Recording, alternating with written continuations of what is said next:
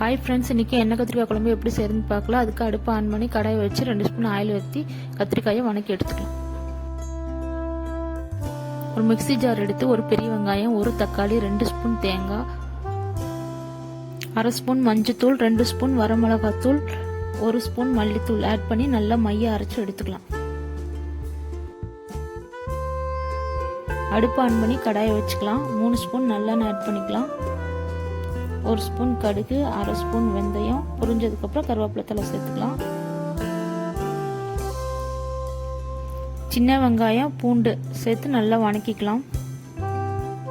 அரைச்சி வச்சிருக்க மசாலா விழுதை இதில் சேர்த்துக்கலாம். தேவையான அளவு உப்பு, புளிக்கரைசல் இதில் சேர்த்துக்கலாம். வதக்கி வச்சிருக்க கத்திரிக்காயை இதில் சேர்த்துக்கலாம். மூடியை போட்டு மூடிக்கலாம். 10 நிமிஷம் சிம்மில் வச்சு நல்லா வேக வச்சுக்கலாம். இப்போ எண்ணெய் நல்லா பிரிஞ்சு வந்துருச்சு. அடுப்பு ஆஃப் பண்ணிக்கலாம்.